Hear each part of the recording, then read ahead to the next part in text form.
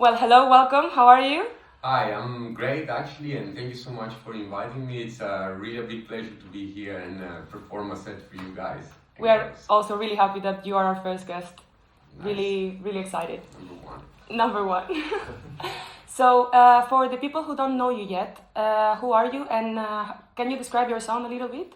So, first of all, my name is Francesco, formerly known as Fran LF, and I've been DJing for about 14 years of my life, and only about almost 4 years ago I've taken the decision of really pushing myself to be out there and embarking this journey as a DJ and also producer, as I've never thought I could actually make it or like be able to actually make music.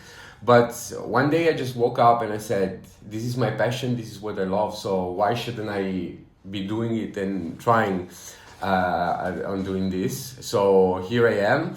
And for the people that don't know me well, I guess it's kind of hard to just describe my music in a few words, but I really, since I've started playing, I really love to create and tell stories through my DJ sets, and my DJ sets are always pretty eclectic, fast, and they tend to evolve from the beginning to an end, and they are kind of the reflection of who I am. So it's kind of my personality mirrored into music, I would say. So yeah. I think everyone that went to any of your sets can see how much you enjoy what you do. I hope so. Yes, of course. But also, what changed that day that you woke up and said, I want to do this? Amazing question. So it was right after Corona, and I remember going to a few parties here in Amsterdam, such as Ball Sessions, Intercell, and the ones that we all know. And actually, I've started looking closely at the DJs while they were playing, and one thing I noticed that was that I was able. How can I say this? I was really first looking up to them as a raver, right? But after Corona passed and the party started again, and I started going partying again. I was watching closely what DJs were doing behind the decks, and I thought, hey, I can also do that. I've been doing that for many years, but I never really had the courage to get out there and trying to make a name for myself. I also didn't really have a direction, but this happened, and then I was going through a certain time of my life where I got promoted at my job, what I was doing, and I got promoted to an office position. And one day I remember going into work, looking around at my office space and everybody else, and I just thought, damn, I felt really scared because I didn't want that to be the rest of my life. You know, I really wanted to pursue what I really loved. And when I thought about it, I thought, okay, what do I have to lose if I'd be trying and making music for myself, right? And I'd say that nowadays, I am in a position that I only dreamed to be. Last year I was already in a position where I only dreamed to be at the beginning. And where I am now has already exceeded all my expectations. And it really gives me the energy to do it day by day. And I really never feel tired for it. In the end, when you look back to something that you never felt like it was possible, like it has to be really comforting for yourself. And as you mentioned, it's something that it's scary to expose yourself. So at the beginning it was pretty scary, and also I would say like the music scene, and especially our scene, the techno scene 10 years ago, watching it from the outside, I felt that it was something a little bit too hard to achieve, let's say, or I never really had enough trust in myself that I was able to make it. But actually, you know, there were, like I just mentioned, a few things in my life that pushed me to be out there. But mostly it was me just the love that I had for the music and for DJing, right? Because I spent, I don't know for how many years, every day going in my mixer in my bedroom and just playing for hours and hours and hours. And then one day I just went to this party and I just realized like, hey, I'm also able to do that. I'm also, I can also do the same thing that these people are doing, and I would love to be out there to communicate what I have inside, right?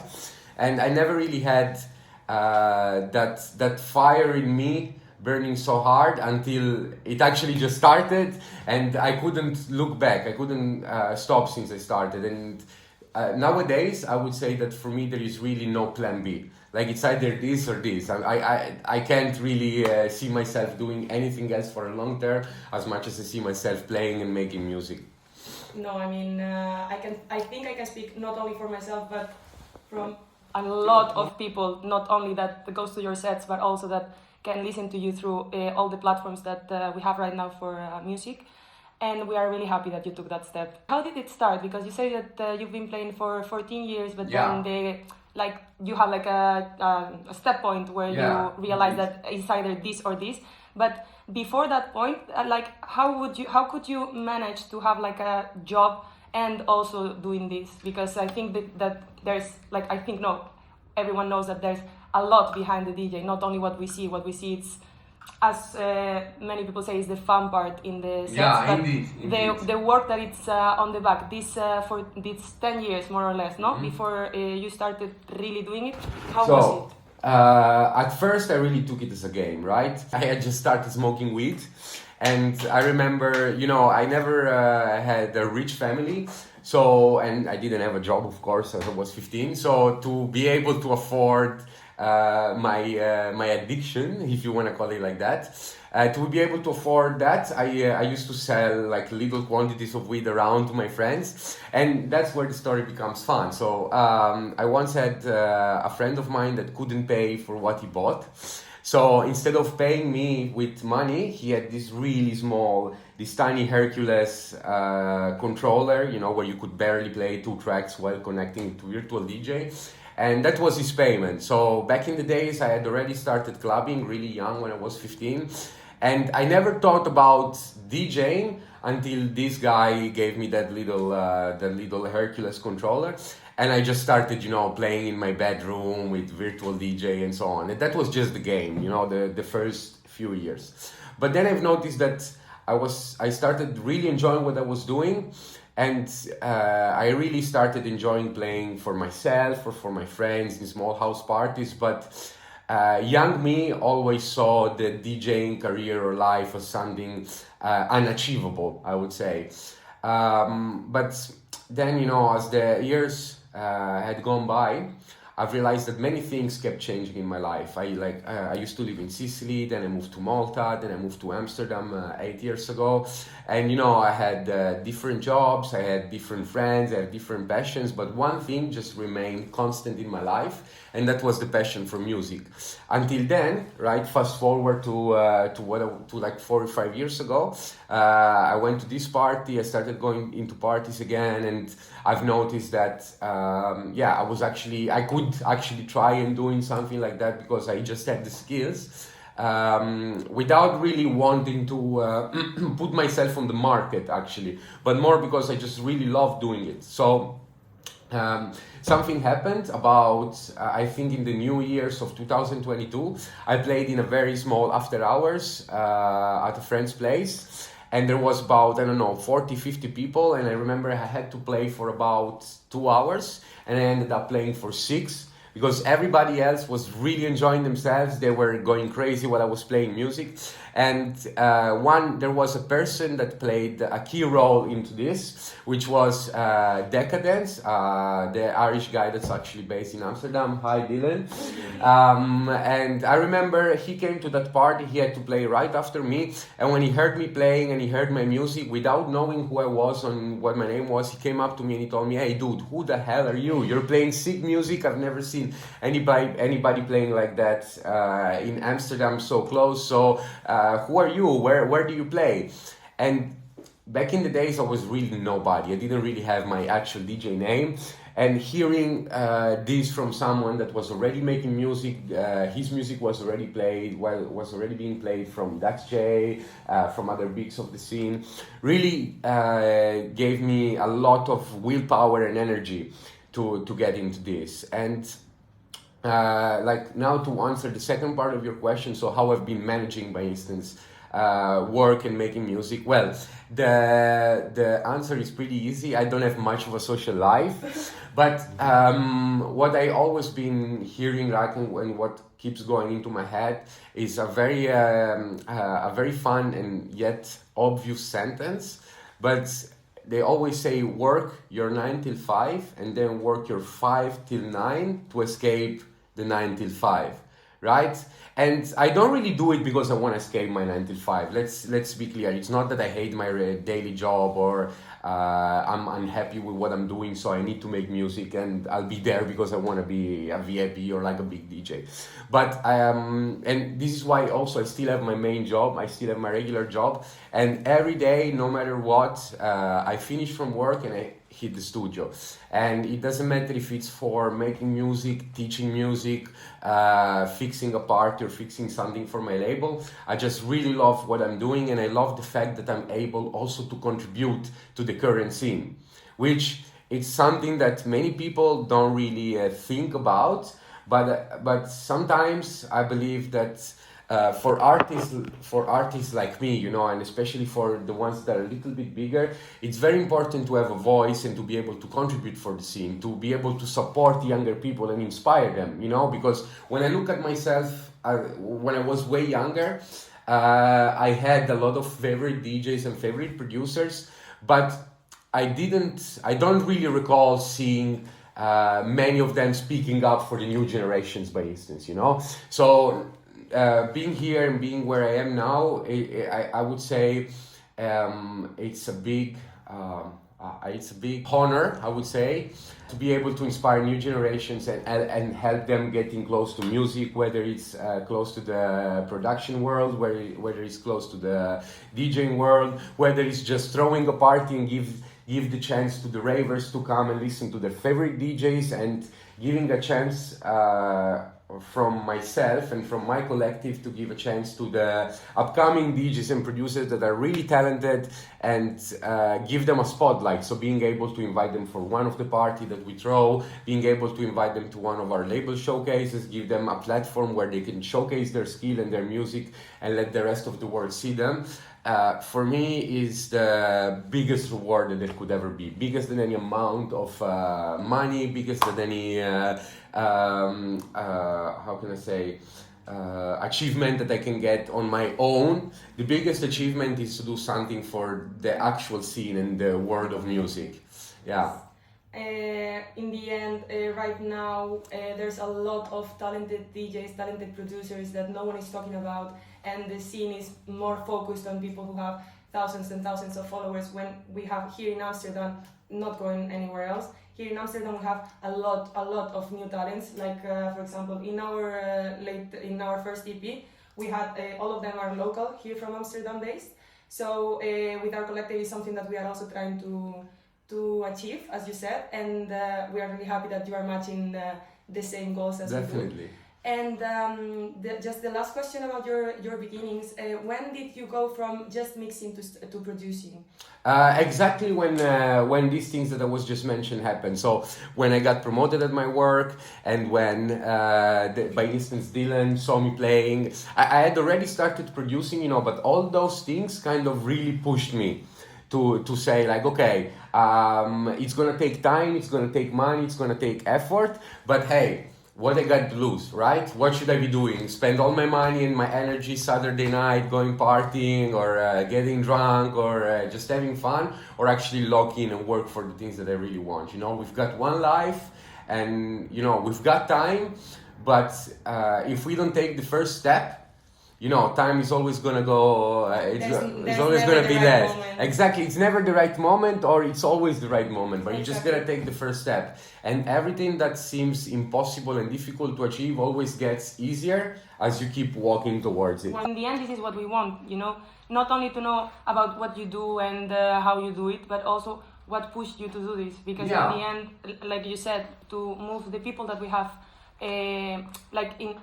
like the ravers, for example, that you talked about, there's a lot of them that are dreaming about this, and there's a lot of them that are in their houses on a daily basis, checking every kind of DJ, like in the beginning when it all started, like comparing, saying, oh, this one is like a mix from this DJ and this DJ, and like in the end, the scene is not only what we see, but Yeah, like indeed. without the ravers, there's no DJs. Without producers, there's no set. Music in the end, music and love in the end. What we need in the scene is just community, because without one thing, the other one is not working. So yeah, I'm really happy about this. Let's go. It's making I'm me ready. super happy. It's making me super happy.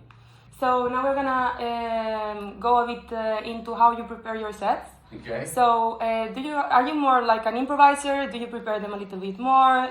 Depending on the country that you are playing, do you have a different preparation? Like, how do you do it? So that's a really nice question. Another really nice question. So let's say that at the very beginning, when I was given the chance to play for people, I would really study my set, which slot I'm playing. If I'm at the beginning of a party, if I'm at the end of a party, because coming from about 14-15 years of playing, I've been through a lot of different phases, right? So I started with a bit with minimal music, then house came, tech house came, then the first techno. Back in the days, I remember going to techno parties, and 130 BPMs was a lot, it was super fast. And now, compared to nowadays, where we're at least at 138 to 139, that has really shaped a lot the way that I kind of prepare my set, and how I'm going to play depending on the spot of the line of the timetable where I am. So I do prepare my set in a way that I always make an extensive track selection depending on what time I'm playing or who is playing before me or after me. Back in the days, as I was saying, I used to really prepare my sets track per track. Like, okay, I want this to be here and I want that to be there, and I know that after that needs to be there, so it's gonna have the best impact. But nowadays, I actually rely more on moments that I can create with different combinations of tracks. So what I mean is, maybe I would know that I have 2, 3, or 4 tracks that are kind of really fitting after each other, and they help to create a moment, and I might build my set around these moments. So I might have like 3 or 4 peak moments in my set, whether it's the beginning, shifting energy from a bit more the beginning of the set towards the harder part of it, or as I was mentioning before, my sets are kind of a story. So we have like this introduction, the beginning of it, then we start to introduce a little bit the first elements, the protagonist, and as we keep going, we find out new moments of this story, right? We have maybe a plot twist where at a certain time, exactly, a lot of tension is built, and then we have this big release. But I never like to have moments that are really let's say that whenever I start my sets, I always like to start with a small intro, and then building up the energy and create this tension, and then going kind of up to build up this tension, and then releasing it again. Bay Leaves would love me for that. And then once again, tension, release. But I might vary in moments where the flow is a bit more steady for a couple of minutes, maybe for 10 minutes, and then again, switching a little bit the vibe. I can go for something more driving, more hypnotic, to something a bit more fun and clubby. It's so fun to listen to you. It's like the connection with the crowd is just crazy, like for real. From a raver, I'm speaking now. And I can't wait today to play over here, and I'm really looking forward. I want to experiment a little bit of new things. I've got some new unreleased that I'm waiting, and I can't wait to play. So it's gonna be a fun one. I'm glad. So regarding sets, from yours, or if you are also going to see someone, or if you listen to someone's sets, what do you think that makes the biggest difference between a good set, because there in the end there's a lot of Yeah, good definitely, sets, definitely. and an unforgettable one, like a set that you will always remember. So, I would like to say that there is a lot of DJs out there, right? That they play music, right? I mean, of course, we are all playing music, right? But I see a lot of times some DJs are playing a track and then just another track, and it kind of when the DJ set is unforgettable, it's a story, right?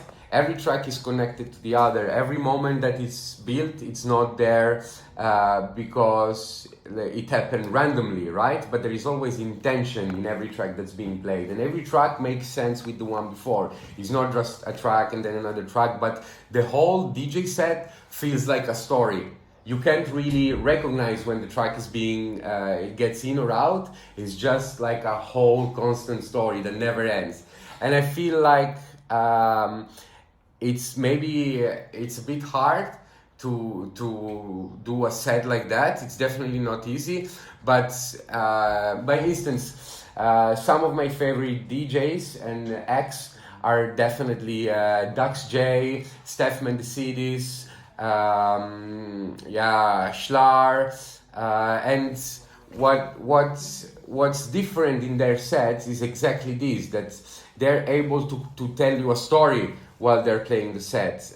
You won't even listen that the track is it's coming in and out. It's just a constant flow of music hitting and creating a vibe and connecting with the crowd, you know? That, by instance, that DJ said that you're dancing and you can't even go to the toilet. That's what I was or thinking. you're gonna say like, no hey, cigarette breaks. yeah, no cigarette break. The music is so good, I can't even go. And that's when you know that a DJ set is unforgettable. Maybe you go to a party and you're not expecting that you're gonna like so much this DJ, and in the end, like, you go to a party to see the headliner, or you go to a party because your friends playing, and in the end, because you go to that party because of that reason, there's always someone in the lineup that is gonna make you blow your mind. Like, these kind of things are amazing. I agree 100%. And I agree with that, and that was my goal, especially with my first DJ sets, because imagine, when I started playing around in lineups and so on, nobody knew me, right? Nobody, like literally. And I have this memory of playing in Amsterdam Most Wanted Radio in, I think, Amsterdam Dance Event Marathon of 2022. It was one of the first times ever that I played there with an audience.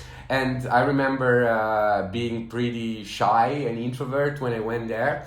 And nobody knew me, right? So nobody knew what to expect. And after I started playing, I had that fire burning inside me. You know, I was there.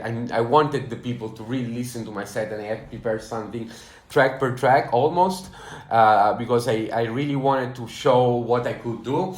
And I remember playing that 1 hour set over there, finishing, like ending the set, and the whole crowd started clapping for like a minute. And I almost had tears of joy because, you know, before I was really playing every day in my room with, maybe my friend or just myself as an audience. And finally I had the chance to play for somebody else and seeing people that really were dancing on my beats and enjoying what I was doing. That's an unforgettable feeling, you know. I just have goosebumps thinking about that little gig, you know. It was a very small one. It was just 1 hour in a small radio, but I had finally given the chance to play for an audience. And I'm listening to you and I'm having goosebumps just imagining the feeling. And do you think that was the first moment that you said, like, I can really do this? Like, one of the first moments. That and the after hours where I played a few months before, right? Not a few months before. I think it was a couple of months before at that small place with my friend where I played for 6 hours. That was the moment where it clicked. When I said, yes, this is going to be my life. I cannot even imagine the feeling, to be honest. And I have two questions regarding what you've just said. One of them is about showing people. In this beginning that you had in these sets, when you said already, I can do this, the feeling that you had before the sets, was it indeed like, I want to show them what I can do? And did that change now? Because now when you go to the to mix, I understand what you want is to engage with the crowd. Yes. That it's a two-way thing. But before it was only do you think that it was only for you to show people that you could do it? No, well, at the beginning it was just for myself, right? Because I just loved making music and I just wanted to play music, and I really wanted to, like, if we think about myself being a storyteller, I was telling lots of stories just to myself, and I really enjoyed listening to them. But I felt the need, kind of the need of wanting to start engaging with the crowd, with some other people through music, right? If you could give any advice to a DJ that is starting or to someone that is getting into mixing or into producing, what would be your main advice that you could give them?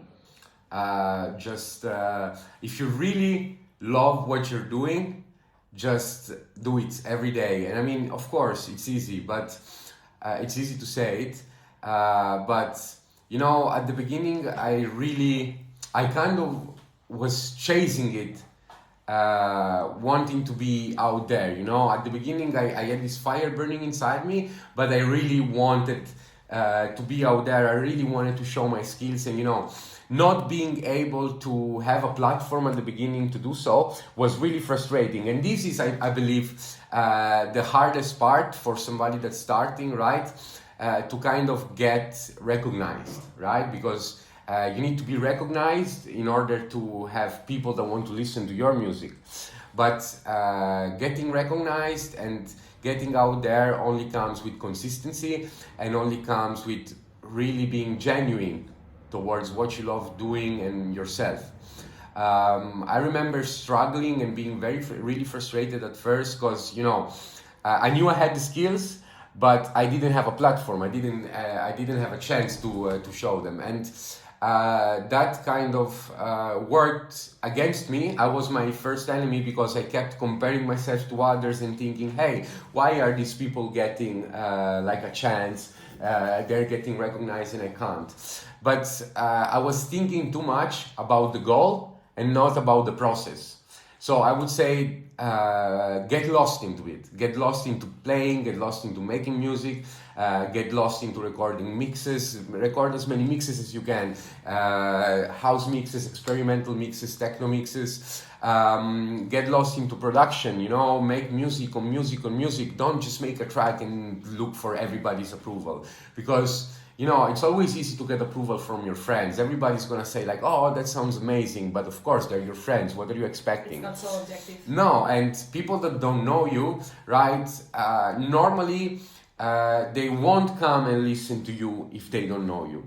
So I would just say, get lost into what you're doing, do it with love, and the right people, like they say your vibe attracts your tribe, right? Yes. And I'd say that if you're genuine with what you are and what you're doing, everything will just come on its own, right? If you keep pushing it and forcing it, you're also going to keep being frustrated, because we always build up expectation in our head, but when we don't get what we expect, it leads to frustration.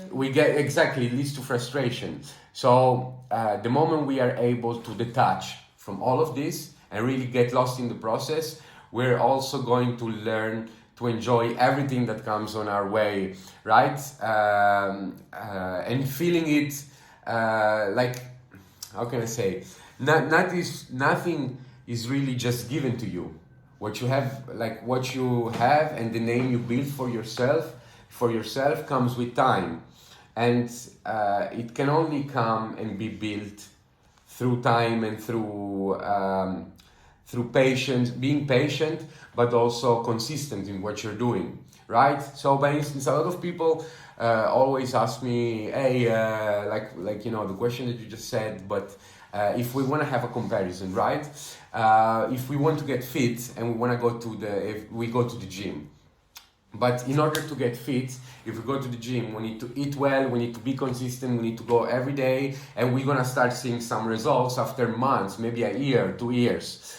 If we want to become a lawyer, or if we want to go for a dream job, we gotta study for it, right? We gotta study and we gotta do our internship and we gotta, you know, suck it up until we get out there. So for music, this is the same. right? If you want to be good at something, you gotta put in the hours, you gotta put in your work, and you gotta also, this is, I would say music should speak for itself, but nowadays I feel it's also pretty important to build your own image. You gotta be someone that people want to come and listen to. We just talked about your advice to starting DJs and producers.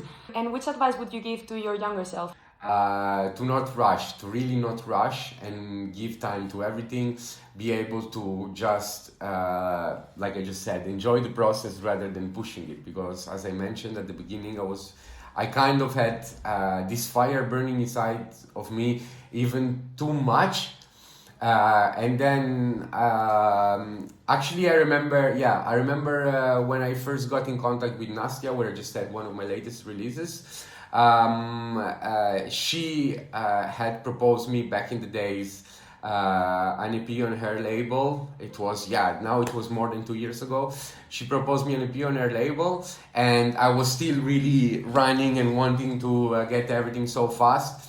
And she kind of put me back on my place, and she told me, hey, listen, you still have time to grow, you have a lot of potential, and you don't have to really rush. Don't burn bridges, just let it flow, let it go with the process. And actually, when I stopped making music and playing because I wanted to be recognized, but I went back into doing it for myself, like it was happening for the latest 10 years.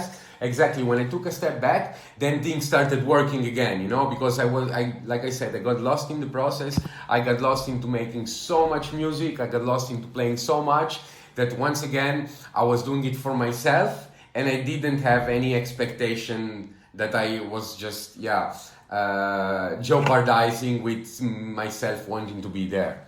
Definitely. Like, what do you value the most in a collective or a record label nowadays? Okay. For me, one of the most important things is to, of course, build a community, but also value the people that are working with you. And why do I say that? And especially in the music industry nowadays, I see a lot of record labels, especially not necessarily the big ones, but a lot of record labels, either in a lower or higher level, treating producers and music as a mass product, we have new releases every week. I see labels releasing new music every week, new artists every week, without giving the right value to the artists that they're releasing, to the music that they're releasing. And I think, as a producer myself, and as a record label owner, and as an event organizer, I feel like, why would a record label release 10 different artists, 10 upcoming artists, make a party and call five big names that have nothing to do with the label, right? Why isn't a record label giving power to their own artists? Why isn't a collective based in Amsterdam or in Berlin giving power to the people that are working with them and that are based there, or that are part of their community? Nowadays, we have, even music has become a fast product, a fast consumption product. You have a new release, everybody plays it for like a month, and then there is the next release. But to me, a very important point, and something that I value a lot into labels and collectives, is what they can do for their own people, for their own community, for their own artists, for the music that they release, why would a record label make a release every week? You don't have enough time to give the importance to that. In the end, they are giving you a song from a DJ, but in the end, from a producer, but in the end, you're not listening to the producer. You're just listening to a song, so you cannot understand their story.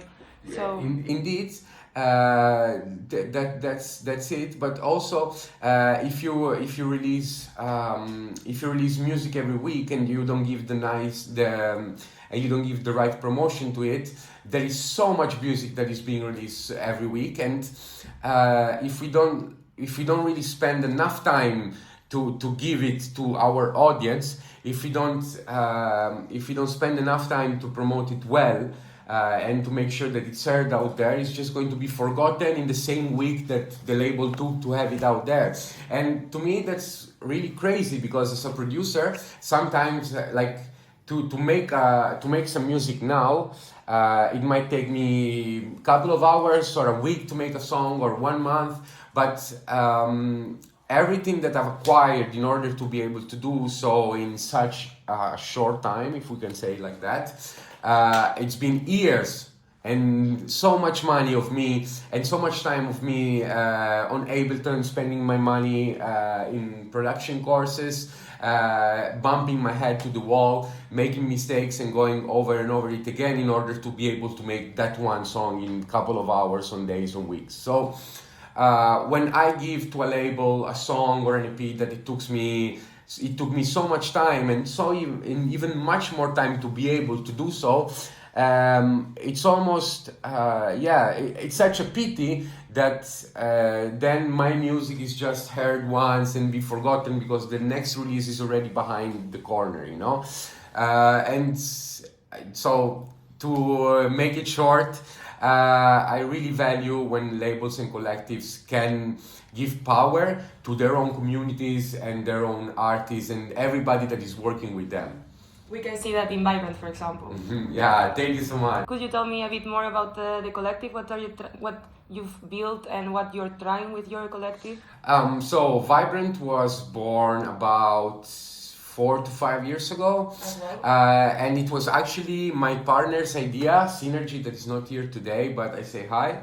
It was him, his girlfriend and another friend. They got in contact with me and they said, hey, we would like to start a new collective, we would like to start throwing parties in Amsterdam. And back in the days I wasn't even Fran LF, but we were all like united from the same goal, and the one of basically be able to throw parties, be able to also just basically play music for our friends and for other people that wanted to listen to us. And you know, at first it was very hard, you know, because we started from zero, from scratch. We were nobody, and we're also all foreigners. None of us is Dutch, so it was also pretty hard, to get out there. We started Vibrant just because we wanted to have fun, and we wanted to have fun for us and for our friends. We started throwing small-scale parties. We had parties with like just 20 people. We had our first big party with 100 people, and at first, the first 2-3 years of Vibrant were years of investing and putting a lot of effort into it, because although we were investing a lot of our money and effort in it, we always we were never able to make our investment back with our parties, with the tickets that we were selling. But we didn't care, because this is like, we never did it for the money, we never did it because we wanted to create a community. Exactly, we never wanted to have a positive turnover. We just wanted to start and build a community, you know, of people united from the same passion, which is music. And it's never been easy, especially being in Amsterdam, as you can very well imagine, with so many collectives and so much competition. But I never saw that as a competition, you know? I mean, why would I call somebody that's doing something that I love competition, right? And it's also community. Yeah, exactly. It's a big community. And unfortunately, not everybody sees it in that way. But that didn't stop us from making more parties and to build our community. And fast forward to actually the end of 2024, we had many parties, and we had many parties where we actually lost a lot of money, but that didn't really put our morals down. So I had the great idea of opening our label, and I had that idea also because, you know, with our first small parties and our first small bookings, we started getting in contact with our favorite DJs, with bigger names in the scene that maybe could recommend us. They could maybe take part in our events or, releases. And as we created the label, I started inviting, basically our friends to take part into it, and the people that had collaborated with us in the past. And we never did it because we wanted money, because at the beginning of it we invested our own money to be able to build the label to what it is now. And Nowadays, I never ever imagined that the label could be as big as it was even last year. You know, I remember in March, April of last year, we had me and Fenimore had the ADHD EP that went beyond any expectation. And I was so surprised to be able to connect with so many people in the scene, both producers, DJs, and ravers, through our music and the label as well, right? Because having an established name or a known name in the scene was always like kind of an unreachable dream inside our head. And then it just started becoming more and more concrete. And I'm not saying now that definitely everybody knows us, not at all. Like, we're still a very small label, but seeing how we're able to grow, and one of the things that makes me the happiest is to be able to give opportunities to my friends and the people that I think that are very talented, but they're not given a chance. By instance, our last release is now coming on vinyl, and on our vinyl we have a lot of people that had never had a vinyl release, you know. And I don't really, I'm not really thinking about the fact, oh, is this going to make back the money or not? Being able to release a piece of music that is going to be there through the years, it's physical, and to be able to see the names of my friends in it, to be able to use a friend of mine to make the artwork, to be able to use my friend's music and be able to push it towards the rest of the world through the platform that we built. It's something that is priceless. You know, there is no sum of money that can equal to what we're doing, you know. And even being able to throw small or big parties, being able to invite my friends, and being able to connect to some labels and artists that I only dreamed of when I was younger, it's really the fuel of my days nowadays. It's giving me such a happiness that it's indescribable, really. You are talking about a dream right now, but a dream is just a goal without a plan, and I think in the end you reached it. True. So it's true. I'm happy for you. Thank you so much.